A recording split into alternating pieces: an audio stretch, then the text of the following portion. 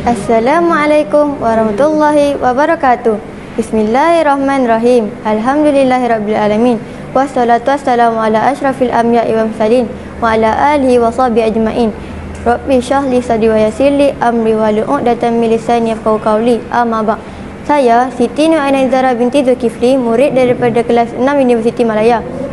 Berdiri saya di sini untuk menyatakan mengapakah saya layak dipilih untuk menjadi ahli jawatankuasa tinggi pengawas. Saya layak dipilih untuk jadi ahli jawatan tinggi pengawas kerana saya memiliki dedikasi dan disiplin yang tinggi. Saya juga aktif dalam bidang akademik dan kurikulum. Dalam bidang akademik, saya pernah mendapat tempat ketiga dan mencapai mata pelajaran terbaik Bahasa Melayu pada sesi 2022 dan 2023. Saya juga pernah mendapat tempat ketiga di SRA Muaz bin Jabal pada tahun 2023 dan 2022. Saya juga aktif dalam bidang kurikulum. Dalam bidang kurikulum, saya pernah menyertai tandingan bola baling pada tahun 2023 dan 2024.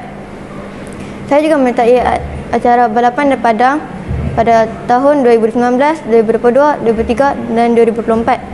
Dalam bidang jikafa pula, saya pernah mendapat 6A 3B. Saya juga pernah menyertai Majlis Khatam Al-Quran pada 31 Disember 2024.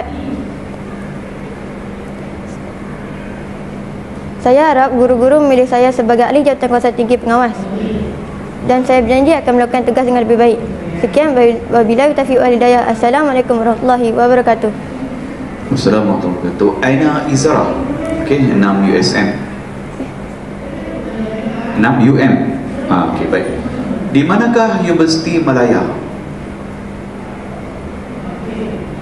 Di Perlis kah, di Kedah kah, di mana?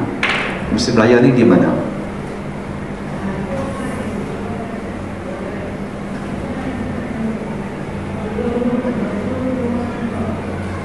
Tak tahu.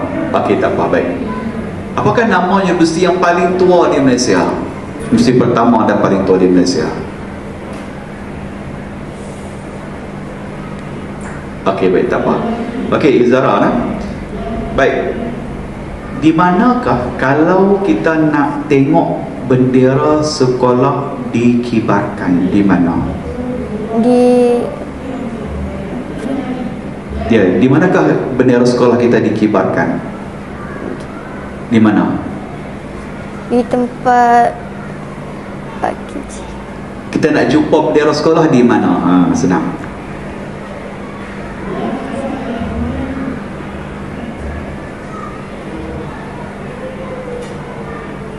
Tak perasan, no?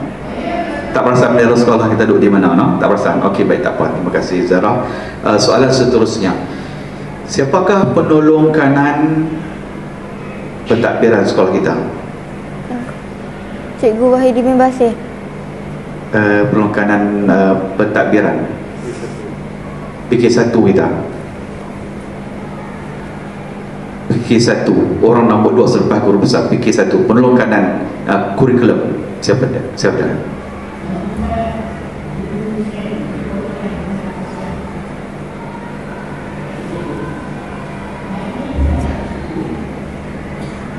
Okey, baik, tak apa. Siapakah guru penolong kanan kurikulum?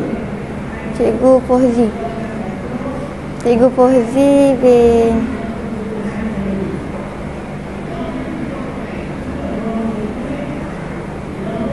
Fauzi bin Ali. Okey, baik. Izara, sepanjang kamu menjadi pengawas, apakah cabaran yang paling berat sekali kamu pernah hadapi? Cabaran paling berat yang pernah saya hadapi ialah saya menjaga murid-murid yang tidak dengar cakap.